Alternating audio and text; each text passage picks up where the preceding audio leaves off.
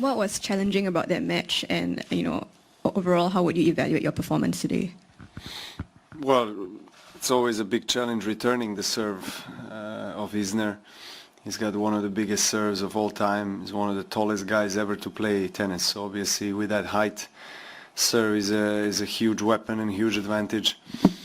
I managed to find, kind of read his serve and find a good position on the return end of the first set and also beginning of the second. I won 5 games in a row, and that was the key. Obviously, having a break each set, and then I kind of held my serve. But I thought it was one of the best serving matches I had lately.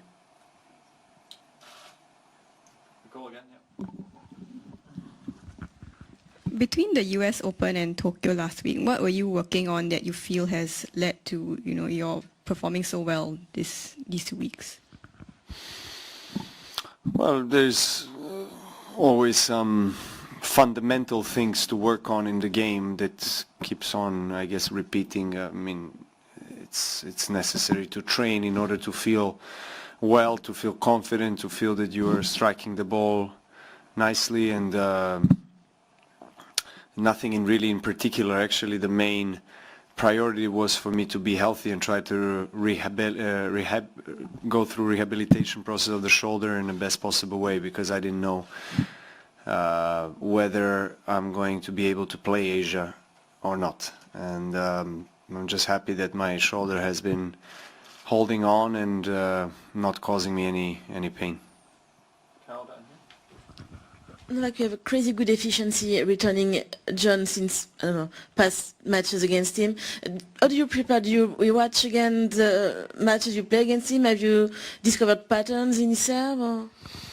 Yes, of course I do my homework, and I talk with my coaches and understand what his pattern is. I mean, what his favorite angles or serves are, if there are some, because he can hit any serve in any angle with any pace or any rotation.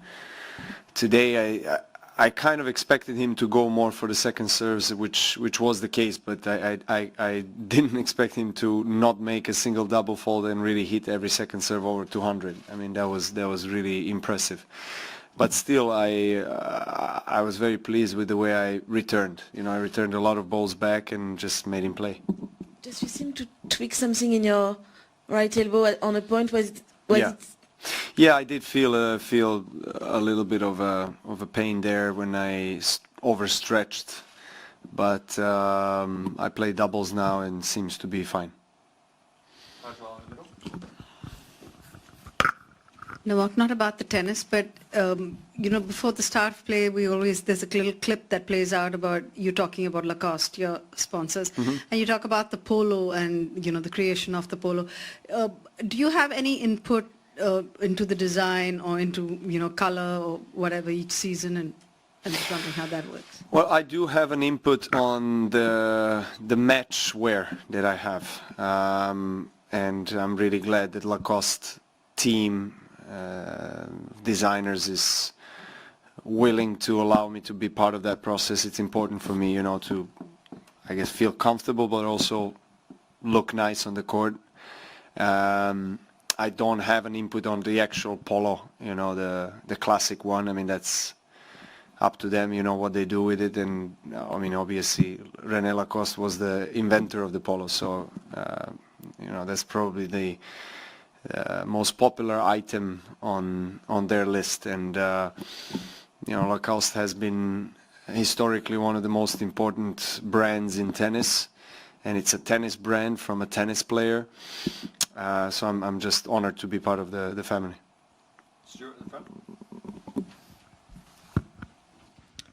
Novak, obviously you're finishing the year with the Davis Cup. I just wondered, I know both events haven't happened yet, but do you think in 5 years that both competitions will still exist? Because it seemed for a while there were some talks about combining it somehow, and now that seems not possible.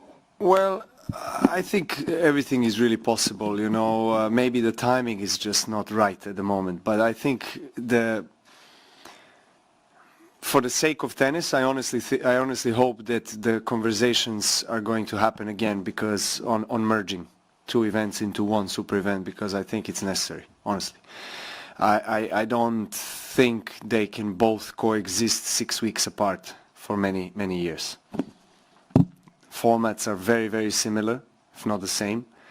Of course, Davis Cup has the history behind and tradition, and of course the credibility and popularity over 100 years. ATP Cup is completely new event, but ATP Cup has a better week. It's the beginning of the season, few weeks before Australian Open starts. Most of the players are already on the Australian soil, so most of the top players are actually going to play there. With Davis Cup, Roger is not playing, and some other guys, so how that's going to turn out, I don't know. I'm going to play it this year. Whether that's going to be the tradition, so to say, every year, I don't know. But the week is really tough. I mean, especially for top guys playing all season, and then playing in London, and then literally the next day you have to take a flight and potentially play the next day on different conditions and everything. So yeah, I mean, look, I think the format change was something that was necessary for Davis Cup. Yes, there are some things that you kind of had to sacrifice, unfortunately, playing at home, home ties and everything. It's probably one of the things that we players like the most with Davis Cup, because we get to play at home, and that isn't the case anymore. So I'm also not a big fan of that decision.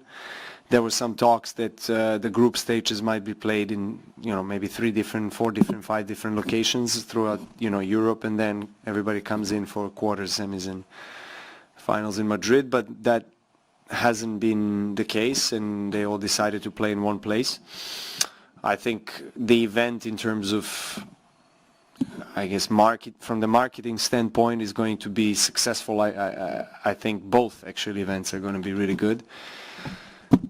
It's gonna be interesting to see how it all turns out. I mean, we have to remember that they're only six weeks apart. I mean, to have 2 huge competitive, team events in our sport so close to each other. I don't think that's in long term sustainable. That probably needs to change. The final 2, Bender, then Carol. Novak, we understand why you play Tokyo this year, but your fans in Beijing also miss you a lot. It's a tournament you never lost a match after all. So my question is, are you going to play in Tokyo next year again, or you back to play China Open? Well, I miss my fans in Beijing as well, because they're amazing, as well as the guys here. Chinese fans are truly special. I had a lot of fun as well in Japan this year for the first time. I had a successful week and lots of support there. I'm going to try to play Olympic Games in Tokyo. That's for sure. I mean, if I'm healthy, if I'm fit, if everything is fine, I'll be there for the Olympic Games. I'm not sure what's going to happen afterwards for this week. So I still haven't made a decision whether I'm actually going to play at all. That comes a bit later. Final one, Carol. Just to go back at Stuart's question, so you signed to Davis Cup, but you also are going to play ATP Cup. Yes. So what does that mean for your 2020 preparation? Like cutting the vacation? Is it taking a risk too for the Australian Open? Or? Yes, well, those are kind of questions that